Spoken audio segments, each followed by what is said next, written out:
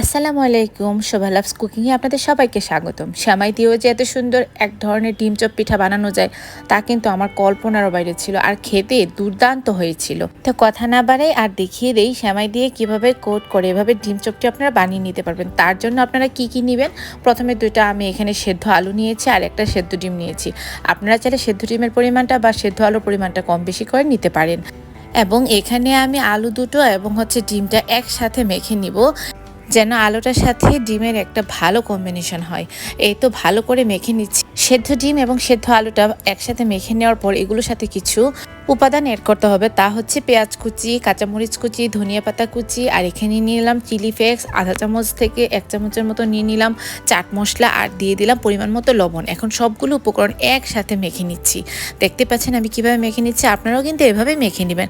এখন এই উপাদানগুলোর সাথে সেদ্ধ ডিম এবং সেদ্ধ আলুটা ভালো করে মেখে নিব। এমনভাবে আলুটা এবং সেদ্ধ ডিমটা মাখতে হবে যেন সেদ্ধ ডিম বা আলুতে কোনো ধরনের গুটি বা রেশ না থাকে। এই তো আমার মাখাটা হয়ে গেছে। এখন আমি চেপটে চেপটে আলুর চপের মতো শেপ দিয়ে নিচ্ছি। দেখতেই পাচ্ছেন কিভাবে আমি আলুর শেপটা দিয়ে দিচ্ছি। আপনারাও এভাবে আলু এবং ডিম চপের শেপটা দিয়ে নেবেন। এই তো হয়ে গিয়েছে ফাইনালি আমার আলু এবং ডিম চপ। এখন সবচেয়ে ইম্পর্টেন্ট যেই উপাদানটা তা হচ্ছে সেমাই। আপনাদের ঘরে অবশ্যই সেমাই আছে, না হলে এটা কিন্তু বাজারেও কিনতে পাওয়া যায়। সেমাইটি নিয়ে আমি একদম গুঁড়ো করে নিলাম, আর এখানে সবচেয়ে ইম্পর্টেন্ট আরেকটা উপকরণ হচ্ছে ময়দা।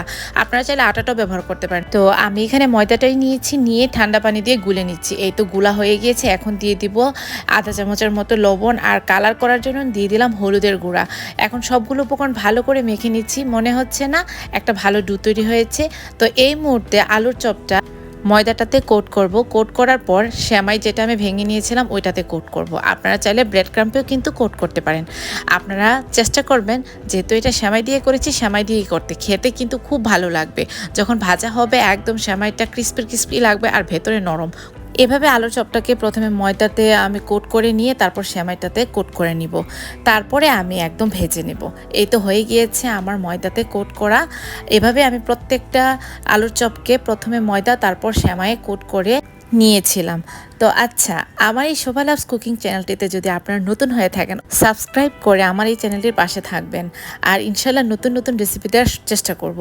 এই তো হয়ে গিয়েছে আমার ডিম চপের সাথে সেমাইয়ের কম্বিনেশন। এখন ফাইনালি আমি ভেজে নেব। তো প্রথমেই একটি কড়াই বসিয়ে তাতে তেল দিয়ে দিলাম।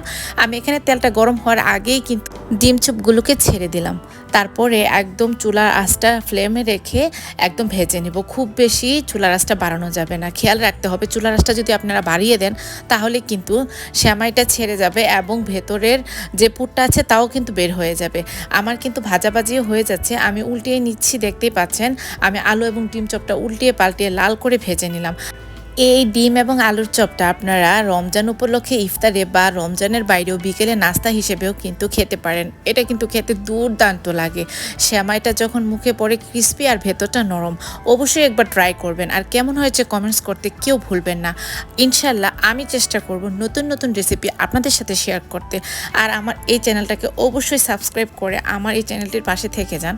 ইনশাল্লাহ ভালো কিছু দেওয়ার চেষ্টা করব। আজ এই পর্যন্তই, দেখা হবে নতুন কোনো রেসিপিতে। আসসালামু আলাইকুম।